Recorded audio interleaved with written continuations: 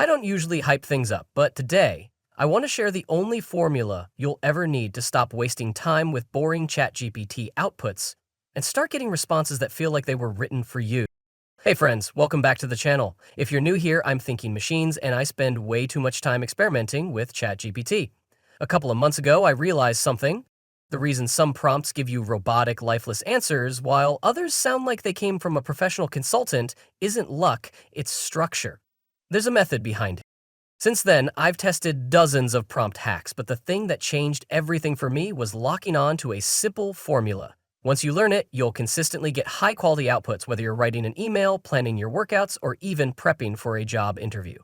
So in this video, I'll walk you through the ChatGPT Prompt Formula, what it is, why it works, and how to use it step by step.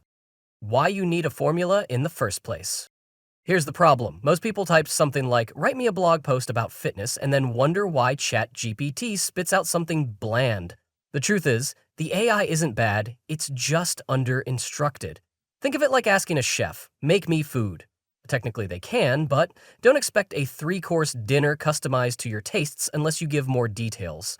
The prompt formula is your checklist. It ensures you're giving just enough information without writing a full novel to guide the model toward the output you actually want.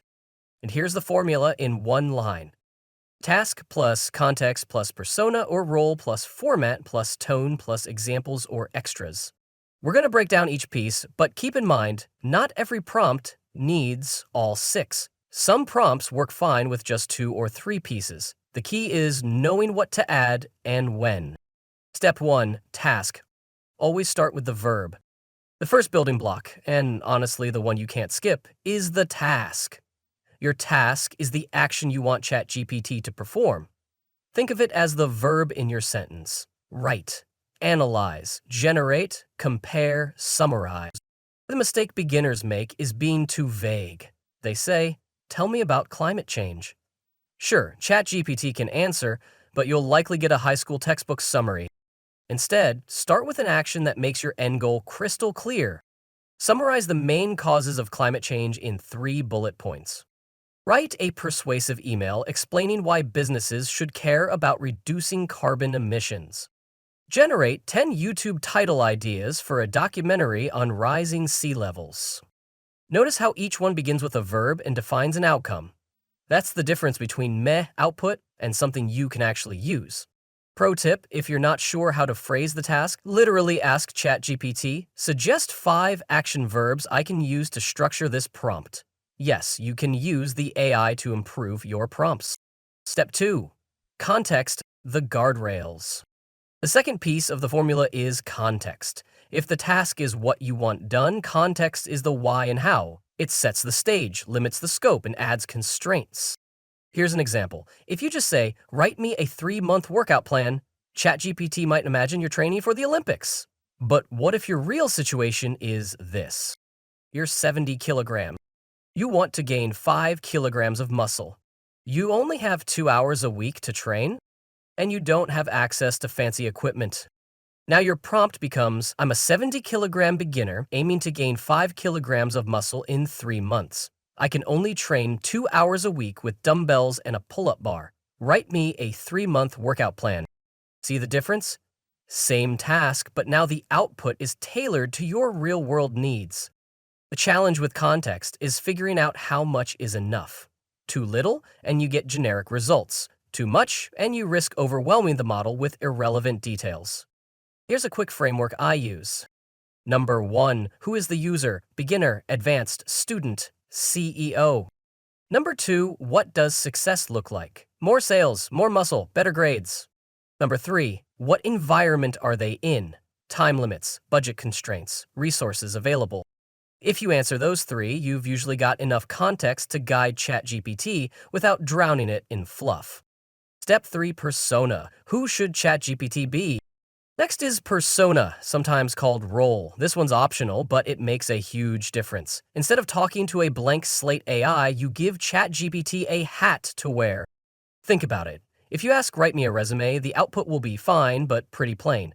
But if you say, act as a senior tech recruiter with 10 years of experience, write me a resume for a software engineering role, now the AI is drawing on the perspective of someone who actually makes hiring decisions. Personas don't have to be professional either. They can be creative or even fictional. Act as Warren Buffett explaining investing to a teenager.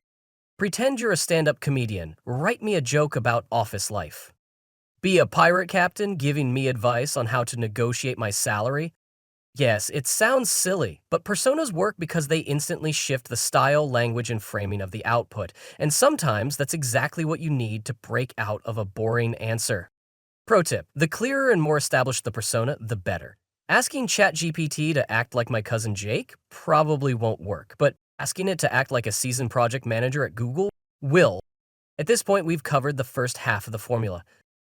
Task. Always start with a clear action. Context. Add guardrails that define success and constraints. Persona. Tell ChatGPT who it should be when answering. Together, these three alone can transform a boring one-line prompt into something that feels human, specific, and useful.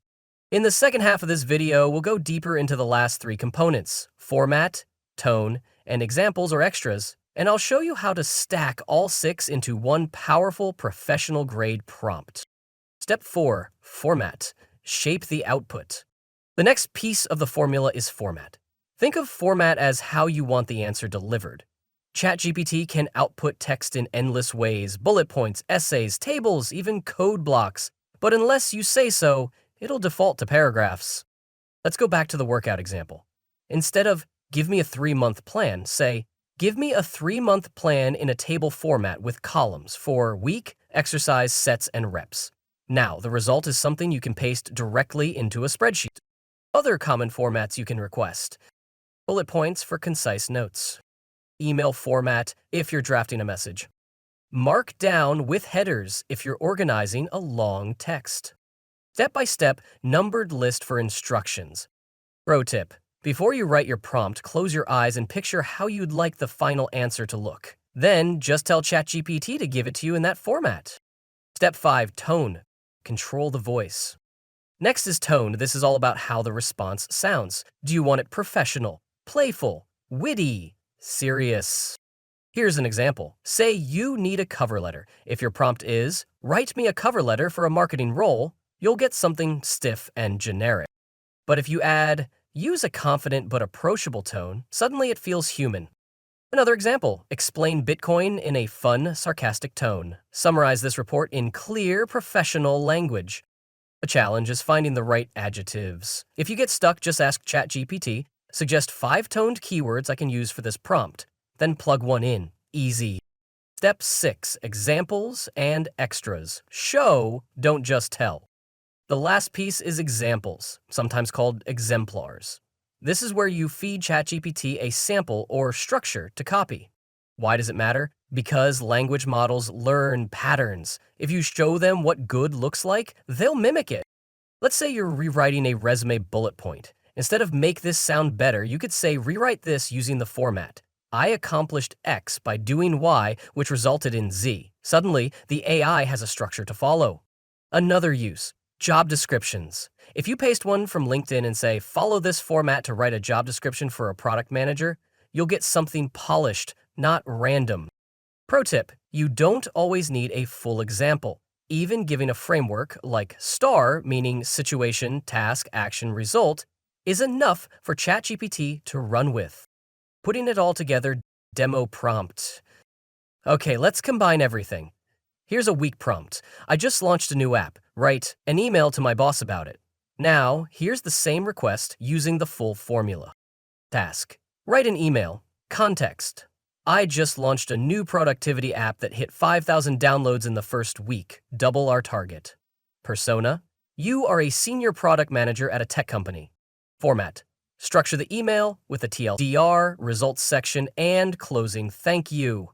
Tone: confident but friendly. Example: follow the format of this sample email I'll paste below. See how specific that is?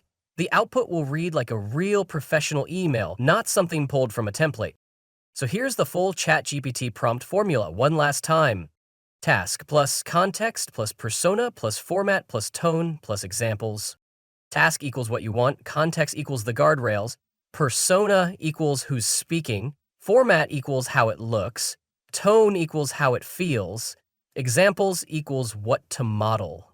Not every prompt needs all 6, but when you stack them thoughtfully, the difference is night and day. Next time you're about to type a one-liner into ChatGPT, stop and ask, did I give it enough of these pieces? Try it out and let me know in the comments which component made the biggest difference for you. And don't miss the next video. I'll walk you through advanced tricks like chaining prompts together and role-playing so you can go from solid outputs to jaw-dropping ones. Until then, happy prompting.